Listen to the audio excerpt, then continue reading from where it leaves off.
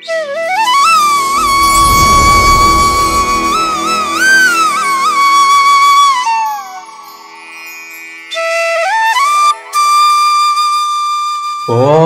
శ్రీ సచిదానంద సమర్థ సద్గురు సాయినాథ్ మహారాజ్ కీ జై.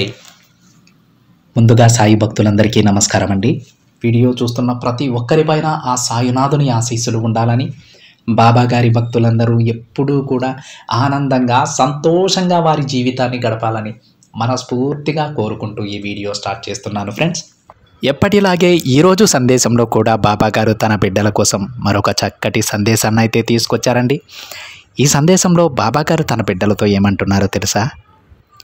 తల్లి, నీ మనసులో ఉన్న కోరిక నేను నెరవేర్చబోతున్నానమ్మా. వెంటనే ఈ ద్రాక్ష పళ్ళను తాకి నీ బాబా చెప్పేది విను తల్లి అని బాబా గారు అంటూ ఉన్నారండి. అయితే మీ మనసులో ఎలాంటి కోరికలు ఉన్నాయో, బాబా గారికి ఏ కోరిక నెరవేర్చమని ప్రతిరోజు మీరు ప్రార్థిస్తూ ఉన్నారో ఆ కోరికను మీ మనసులో తలుచుకొని ఒక్కసారి మీకు కనిపిస్తున్నటువంటి ఈ ద్రాక్ష పళ్ళను తాకండి ఫ్రెండ్స్. బాబా గారు మీకు ఎటువంటి తీయని వార్తను చెప్పబోతున్నారో, ఎటువంటి శుభవార్తను మీకోసం తీసుకొచ్చారో సాక్షాత్తు ఆ తండ్రి మాటలలోనే వినండి. ఒక్కసారి బాబా గారి మాట వినాక మీలో ఉన్నటువంటి ఆ నిరాశ, నిస్పృహలు అన్నీ కూడా పటాపంచలైపోతాయండి. ఏదో ఒక మూల, మీ మనసులో ఏదో ఒక మూల ఈ కోరిక తీరుతుందా లేదా అనేటువంటి సందేహం కూడా పటాపంచలైపోతుంది. బాబా గారు ఏది చెప్పినా తప్పక జరుగుతుందని మనందరికీ తెలుసు. కాకపోతే దానికి కొంత సమయం పడుతుందని కూడా మనకు తెలుసు. అయితే మనం మానవ మాత్రులం కాబట్టి మనకు కోపం వస్తుంది, సహనం కోల్పోతూ ఉంటాం. బాబా గారు నా కోరిక తీర్చడం లేదు, అందరూ బాగానే ఉన్నారు, నేను ఒక్కడనే బాగలేనని మనం అనుకుంటూ ఉంటాం. ఎందుకంటే అది సర్వసాధారణం. మానవ జన్మ ఎత్తి పుట్టాక ప్రతి ఒక్కరికి సర్వసాధారణమైనటువంటి అలవాటు అది. ఆ అలవాటును, ఆ భ్రమలో నుంచి, ఆ మాయ నుంచి మనల్ని బయటపడేయడానికి బాబా గారు ప్రతిరోజు ఒక సందేశాన్ని తీసుకొచ్చి, నేనున్నాను, మీ ప్రతి సమస్య నేను వింటున్నాను తల్లి, ఖచ్చితంగా మీరు కోరిన జీవితం తప్పకుండా మీదవుతుందమ్మా, మీరు నిరాశపడకండి, నిస్పృహలో ఉండకండి అని ప్రతిరోజు కూడా తన వాక్కుతో మనల్ని తట్టి లేపుతూ ఉంటారండి. అదేవిధంగా ఈరోజు కూడా బాబా గారు ఈ చక్కటి సందేశాన్ని అయితే తీసుకొచ్చారు ఫ్రెండ్స్. ఈ సందేశంలో బాబా గారు ఇంకా ఈ విధంగా చెప్తూ ఉన్నారండి. బిడ్డ, నీ జీవితంలో పెద్ద మార్పు రాబోతోందమ్మా. నీకు 2 శుభవార్తలు చెప్పబోతున్నాను. ఆశ్చర్యంగా ఉందా? ఆశ్చర్యపడకు, శ్రద్ధగా విను తల్లి. చూడమ్మా, నన్ను నమ్మి ఈ ద్రాక్ష పండ్లను తాకావు కదా తల్లి నువ్వు. ఇక కొద్ది రోజులు మాత్రమే ఎదురు చూడు తల్లి, నీకైన రోజులన్నీ వచ్చేశాయి. ఏంటి బాబా, ప్రతిరోజు కూడా మీరు ఇలానే చెబుతున్నారు, నన్ను బుజ్జగిస్తూ ఉన్నారు. ఇక నా వల్ల కావడం లేదయ్యా, మీరు నా కోరికలు తప్పకుండా తీర్చాల్సిందే అని అడుగుతూ ఉన్నావు కదా తండ్రి. నేను ఇప్పుడు అనుభవిస్తున్న ఈ బాధలు, సమస్యలతో ఉన్న ఈ కాలం నాకు ఎప్పటికీ గుర్తు రాకూడదు. ఇవన్నీ నేను మర్చిపోవాలయ్యా. గెలుపు నాకు ఇవ్వమని ఆశగా అడుగుతూ ఉన్నావు కదా బిడ్డ నువ్వు. సరే అమ్మా, నువ్వు అడిగిన దానిలో కూడా న్యాయం ఉందిలే. నువ్వు ఇంత చనువుగా నా దగ్గర కాకపోతే ఇంకెవరిని అడుగుతావు చెప్పు. ఇన్ని రోజులు నమ్మకంతో ఎదురు చూసిన నీకు ఇకపై నిరాశ కలుగదు బిడ్డ, ఇది నిజం. ఇక నీకు విజయ మార్గం ఏర్పడిందమ్మా. ఇకపై అన్నీ నీకు విజయాలే, నన్ను నమ్ము తల్లి. ఖచ్చితంగా నీ జీవితంలో ఈసారి ఒక మంచి మార్పు తెస్తాను. నువ్వు పోగొట్టుకున్న దానికోసం ఎంతో బాధపడుతూ నీ సమస్యలన్నింటినీ జయించాలన్న పట్టుదలతో సాయం కోరి నా దగ్గరకు వచ్చావు కదా తల్లి. తప్పకుండా నేను నీకు రక్షణగా ఉంటానమ్మా. నీ చెయ్యి వదలకుండా గట్టిగా పట్టుకుంటాను తల్లి. నువ్వు కోరినవన్నీ నేను చేసి పెడతాను. నీ సాయి తండ్రి మాట తప్పరని నీకు కూడా తెలుసు కదా బిడ్డ. అయితే ఇక ధైర్యంగా ఉండు. నా నామాన్ని నువ్వు ఎన్నిసార్లు పఠిస్తావో అది నీ ఇష్టం. అలానే నీ ప్రార్థనలు నా దగ్గర ఎన్నిసార్లు పెడతావో అది కూడా నీ ఇష్టమే. నువ్వు అడిగినవన్నీ నేను వింటున్నానమ్మా. నువ్వు అడిగిన వాటన్నింటికీ ఖచ్చితంగా ఫలితం నువ్వు తీసుకుంటావు. నువ్వు కోరింది నీ వద్దకు నేను చేరుస్తాను. ఇప్పుడు నువ్వు ఏమనుకుంటున్నావో కూడా నేను చెబుతాను విను. బాబా, నాకు వచ్చే సంతోషకరమైన రోజులన్నీ మేఘాలలా వెళ్ళిపోతూ ఉన్నాయి. కానీ దుఃఖంలో ఉన్న రోజులు మాత్రం భూమిలా స్థిరంగా నాతోనే ఉండిపోతున్నాయి. ఏంటి బాబా నా జీవితం ఇలా ఉంది? దుఃఖం, బాధ మనసులో ఉండటం వల్ల రాత్రుళ్ళు అస్సలు నిద్ర పట్టడం లేదు. చాలా ఇబ్బందిగా ఉంది తండ్రి. ఆనందం అనేది ఒక కలలానే మిగిలిపోతుందయ్యా నాకు. మంచి కోసం ఎదురు చూస్తే చెడు నాకు దగ్గరవుతూ ఉంది. నేను నమ్మిన వాళ్ళు మంచిగా లేరు బాబా. వాళ్ళని నమ్మడమే నేను చేసిన తప్ప. ఆనంద బాష్పాలను నేను అడిగితే నువ్వు నాకు కన్నీరునిస్తూ ఉన్నావు. ఏంటి తండ్రి ఇది అని కన్నీటి కళ్ళతో నన్ను అడుగుతూ ఉన్నావు కదా తల్లి. ఇలా నువ్వు నీ మనసులో అసలు ప్రశాంతత లేకుండా ఉన్నావు. బాధతో కన్నీరుని కారుస్తూ ఉన్నావు. దుఃఖాన్ని నీ గొంతులో దిగమింగుకొని ఉన్నావు. నీ మనసంతా దుఃఖంతో నిండిపోయింది. ఇదే కదమ్మా, ఇదే కదా ఇప్పుడు నువ్వున్న పరిస్థితి. ఈ పరిస్థితిని మార్చమనే కదా నువ్వు నన్ను వేడుకుంటూ ఉన్నావు. సరే బిడ్డ, ఈ పరిస్థితిని ఖచ్చితంగా నేను మారుస్తాను. ఈ దుఃఖ పరిస్థితి నీకు శాశ్వతం కాదు తల్లి. నీ జీవితంలో జరిగిన కొన్ని సంఘటనల వల్ల బాధపడుతూ ఉన్నావు కదా. నా భవిష్యత్ అంతా ఇలానే ఉంటుందేమో, నా జీవితంలో అసలు ఆనందమే రాదేమో, నా కోరికలు తీరవేమో అని చాలా ఆందోళన చెందుతూ ఉన్నావు. అవునా తల్లి? దిగులు పడకమ్మా. నీ కష్టకాలమంతా ఈ రోజుతో సమాప్తమవుతుంది. ఇక రేపటి నుంచి నీకు సంతోషకాలం ఆరంభమవుతుంది. నీ నమ్మకాన్ని ఆసరాగా తీసుకుని నీకు ద్రోహం చేసిన వారు వాళ్ళ తప్పు తెలుసుకుంటారు. ఈరోజు నుంచి నువ్వు సహనంగా ఉండు తల్లి. నీకు నీ సాయి తండ్రి ఉన్నారమ్మా. నాకు సాయం చేస్తారు అని నమ్మకంతో ఉండు. అప్పుడే కదా నువ్వు ధైర్యంగా నిలబడగలవు. నీ దుఃఖాన్ని నా పాదాల చెంత విడిచిపెట్టు. అది నీకు అవసరం లేదు. బిడ్డా, ఇక నీ జీవితం మొత్తం ఆనందంగా గడిపేశాయి. ఈ గురువారం నీ జీవితంలో ఒక గొప్ప మార్పు వస్తుంది. ఆ మార్పు నీకు ఎంతో ఆనందాన్నిస్తుందమ్మా. నాపై నమ్మకం ఉంచి నీ మనసులో ఉన్న బాధ, దిగులు, భయం ఇవన్నీ పక్కన పెట్టి నీ జీవితాన్ని ఆనందంగా గడుపు. నా ఆశీర్వాదం నీకు ఎప్పుడూ ఉంటుంది తల్లి. నేను నీకు ఎప్పుడూ తోడుగా ఉంటాను. గుర్తుపెట్టుకోమ్మా, కష్టాలనేవి కారణం లేకుండా రావు బిడ్డ.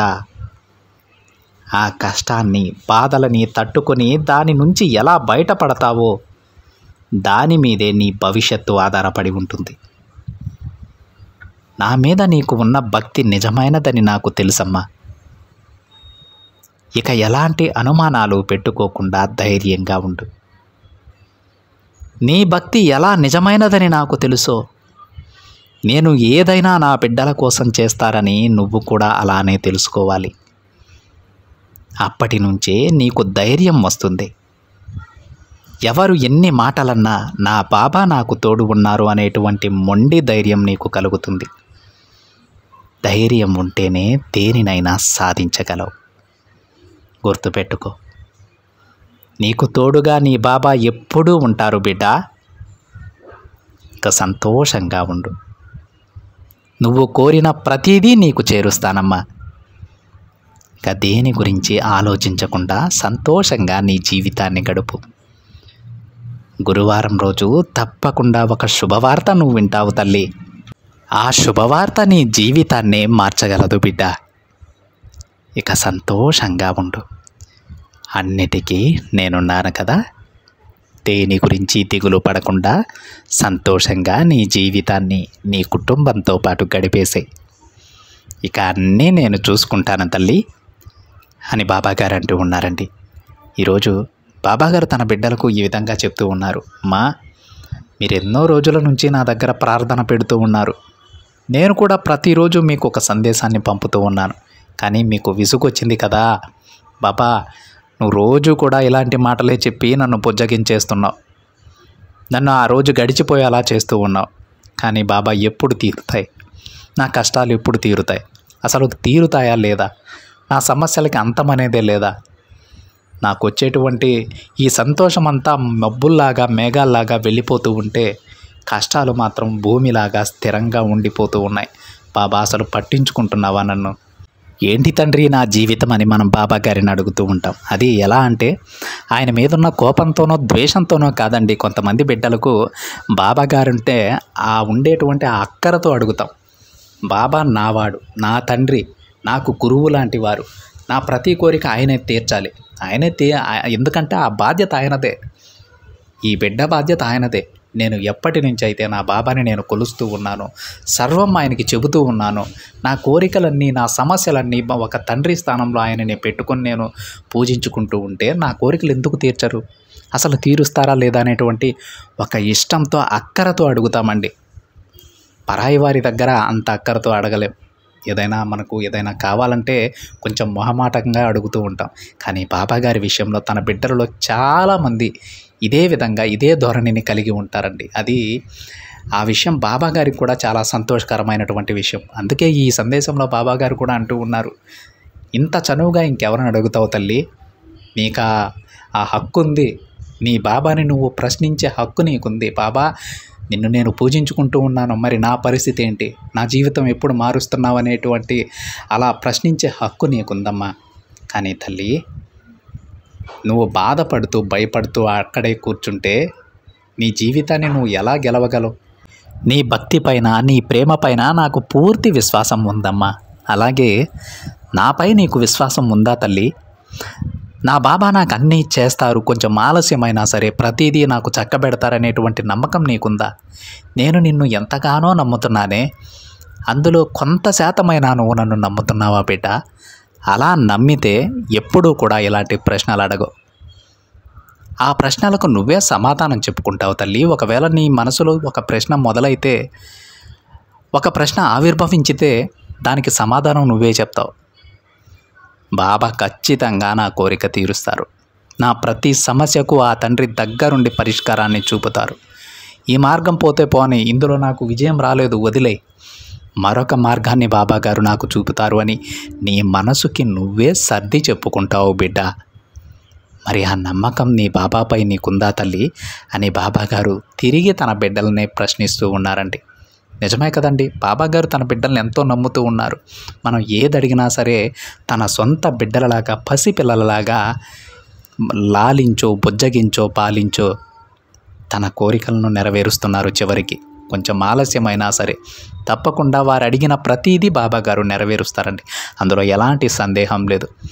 మరి అంత బొజ్జగించి అంత దగ్గరికి తీస్తున్నటువంటి బాబాగారి పైన మనకు కొంచెమైనా నమ్మకం ఉందా? నమ్మడం అంటే ఎలానో తెలుసా? బాబాగారు ఇస్తాను అంటే ఇక దాని గురించి వదిలేయాలి. తప్పకుండా ఇస్తారు, ఎప్పటికైనా ఇవ్వని, నా ప్రయత్నం ఏదో నేను చేస్తాను అనేటువంటి ఒక గట్టి నమ్మకం ఉండాలి. అలాంటి నమ్మకాన్ని మనం ఎప్పుడైతే బాబాగారి పైన ఏర్పరచుకుంటామో, ఆ తండ్రి ఎప్పుడు నాతోనే ఉంటాడని దృఢంగా విశ్వసిస్తామో, ఆ ప్రేమకు బాబాగారు బానిస అయిపోతారు. ఇక మిమ్మల్ని వదిలి ఎక్కడికి వెళ్ళారండి. పొరపాటున ఏదైనా కష్టం వస్తే మీరు దాన్ని మర్చిపోయి నిద్రపోతారేమో, కానీ బాబాగారు మీకు ఆ కష్టం తీరేంత వరకు కూడా కంటి మీద కునుకు లేకుండా మీకు కాపలా కాస్తారండి. తన బిడ్డలందరికీ కూడా ఒక రక్షణలాగా బాబాగారు నిలబడిపోతారు. అదే ఆయన గొప్పతనం. అది మానవ మాతృలం కాబట్టి మనకు అర్థం కాదండి. ఆ రోజు అర్థమయ్యే రోజు వస్తుంది చూసారా? ఆ రోజు ఎంత బాధపడాల్సి వస్తుందంటే, బాబాగారు నా పైన ఇంత ప్రేమ చూపితే, నాకు ఇంత గొప్ప జీవితాన్ని నా తండ్రి ఇస్తే, నేను ఆ రోజు ఆయన్ని అర్థం చేసుకోలేకపోయానే అనేటువంటి రోజు తప్పకుండా మనకు వస్తుందండి. ప్రతి బాబా బిడ్డ జీవితంలో వస్తుంది. ఏ రోజైతే బాబాగారు మనకు చేసిన విషయాలన్నీ మనకు అర్థమవుతాయో, మన మనసుకి తెలుస్తుందో, ఆ రోజు మనకు తెలియకుండానే మన కళ్ళు చెమ్మగిల్లుతాయండి. నా తండ్రి నా కోసం ఇంత చేశారా, ఇది తెలియకుండా నేను ఎన్నిసార్లు బాబాగారిపై కోప్పడ్డాననేటువంటి ఆ ఆలోచన మనకు వస్తుంది. బాబాగారి బిడ్డలలో ఉన్నటువంటి ఏ ఒక్కరో కాదండి, మనం ప్రతి ఒక్కరిని తెలుసుకుంటాం కొద్ది రోజుల తర్వాత మన తండ్రి మన కోసం ఏం చేశారని. ఆ రోజు ఎంతో దూరంలో లేదు ఫ్రెండ్స్. ఖచ్చితంగా అతి దగ్గరలోనే ప్రతి ఒక్క బాబా బిడ్డ ఆ పరమాత్ముని లీలలు తెలుసుకుంటారు. మన జీవితం కోసం ఆ తండ్రి ఏం చేశారో అర్థం చేసుకుంటారు. మీకు మీరుగానే అర్థం చేసుకుంటారు. ఆ రోజున ప్రతి ఒక్కరూ కూడా బాబాగారి సన్నిధికి వెళ్ళి ఆ తండ్రికి ధన్యవాదాలు చెప్పుకుంటారు. ప్రతి బాబా బిడ్డ కష్టాలన్నీ తీరి వారి సమస్యలన్నీ తొలగిపోయి బాబాగారిని చూసుకునేందుకు, బాబాగారిని దర్శించుకునేందుకు ఆయన సన్నిధికి పరుగు పరుగున వెళ్ళేటువంటి రోజులు అతి త్వరగా రావాలని నేను మనస్ఫూర్తిగా కోరుకుంటూ ఉన్నాను ఫ్రెండ్స్. ఏ ఒక్క బిడ్డకో కాదు, బాబాగారినే నమ్మి పూజించుకునే ప్రతి బిడ్డ జీవితంలో అలాంటి రోజు రావాలని నేను మనస్ఫూర్తిగా కోరుకుంటున్నాను ఫ్రెండ్స్. ఇదండి ఈరోజు బాబాగారి సందేశం. ఈ సందేశం మీకు గనక నచ్చినట్లయితే ఒక చిన్న లైక్ చేయండి ఫ్రెండ్స్. మరింత మంది మన బాబాగారి భక్తులకి ఈ సందేశాన్ని అయితే షేర్ చేయండి. మొదటిసారిగా ఛానల్ని చూసేవాళ్ళు తప్పకుండా సబ్స్క్రైబ్ చేసుకొని పక్కనే ఉన్న బెల్ ఐకాన్ని యాక్టివేట్ చేయండి. మరొక బాబాగారి సందేశంతో మరొక వీడియోలో కలుద్దాం. అంతవరకు ఓం సాయిరామ్.